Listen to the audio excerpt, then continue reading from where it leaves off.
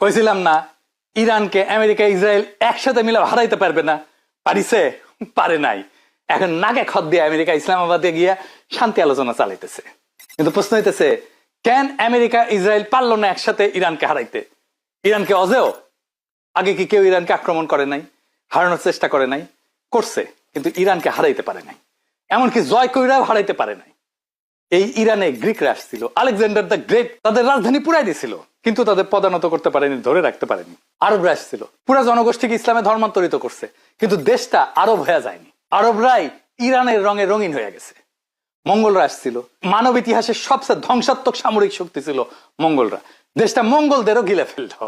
ব্রিটিশরা আসছিল, তেল নিয়ন্ত্রণ করলো, ব্যাংক নিয়ন্ত্রণ করলো, বাণিজ্য পথ নিয়ন্ত্রণ করলো, কিন্তু রাজধানীতে নিজেদের পতাকা কাটতে পারলো না। রাশিয়ানরা আসছিল, অপমানজনক চুক্তি করাইলো, ভূমি কেড়ে নিল, কিন্তু উপনিবেশ বানাইতে পারলো না। ইতিহাসে প্রত্যেকটা বড় সাম্রাজ্য এই দেশটাকে দখল করতে চাইছে, কেউ পারে নাই। তাহলে প্রশ্ন হইতেছে, কেন পারে নাই? কেন পৃথিবীর কোন শক্তি এই দেশটাকে স্থায়ীভাবে গিলে ফেলতে পারলো না, পরাজিত করতে পারলো না? এর উত্তর একটা না, অনেকগুলো। আমি মোটামুটি 5টা উত্তর খুঁজে বের করছি, আর প্রত্যেকটা উত্তর আগেরটা একটু চমকপ্রদ। আসেন আমরা একটা একটা করে দেখি। প্রথম কারণ হইতেছে, প্রকৃতি নিজেই ইরানকে একটা দুর্গ হিসেবে বানাইছে।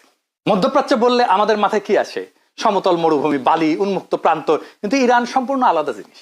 ইরান বসে আছে একটা উঁচু মালভূমির উপরে, সমুদ্র পৃষ্ঠ থেকে গড়ে 1500 মিটার উঁচুতে।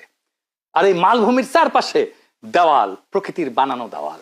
পশ্চিম দিকে তাকান, ইরাকের দিক থেকে যদি কেউ আসতে চায়, তাহলে প্রথমে তার সামনে দাঁড়াবে জাগ্রস পর্বতমালা, 1500 কিলোমিটার লম্বা।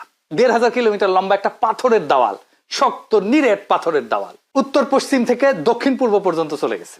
এইগুলো ছোটখাটো পাহাড় না, চূড়াগুলা নিয়মিত 3000 মিটার ছাড়ায় যায়। আর একটা রেঞ্জ পার করলে শেষ হয় না, পেছনে আর একটা, তার পেছনে আর একটা, শিরার পর শিরা, উপত্যকার পর উপত্যকা। একটা সেনাবাহিনী যদি ভাবেছে একটা পাহাড় পার করলাম, সমতল পাবো, পাহাড়ের মাথায় উঠে দেখে সামনে আর একটা পাহাড়, হাজার হাজার গাড়ি, রসদ, সৈন্য, সব সরু গিরিপথ দিয়ে একটা একটা করে যাইতে হইতেছে। আর এই গিরিপথ গুলোই হলো চোক পয়েন্ট, মানে গলা টিপে ধরবে। ইরানিরা ঠিকই জানে শত্রু কোন দিকে আসতেছে। পাহাড়কে যুদ্ধ করতে হয় না, পাহাড় আক্রমণকারীকে শুধু ধীর করে দেয়, তার পথ চলাকে ধীর করে দেয়, ক্লান্ত করে দেয়, যুদ্ধকে ব্যয়বহুল করে দেয়। এবার উত্তরে তাকান, ইরানের উত্তর ধার বরাবর চলে গেছে আলবোর্স পর্বতমালা, কাস্পিয়ান সাগর আর ভেতরের মরুভূমির মধ্যে একটা প্রাকৃতিক দেওয়াল। এই পর্বতমালার মধ্যে একটা চূড়া আছে, তার নাম হচ্ছে দামাভান্ত, একটা ঘুমন্ত আগ্নেয়গিরি। উচ্চতা হইতেছে 5610 মিটার। মধ্যপ্রাচ্যের সবচেয়ে উঁচু চূড়া এটা, পুরো এশিয়ার সবচেয়ে উঁচু আগ্নেয়গিরি কিন্তু এটা। জাগ্রস আর আলবোর্স মিলে ইরানের মালভূমির চারপাশে একটা প্রাকৃতিক দেওয়াল তৈরি করছে। যে কোনো শক্তিকে ঢুকতে হইলে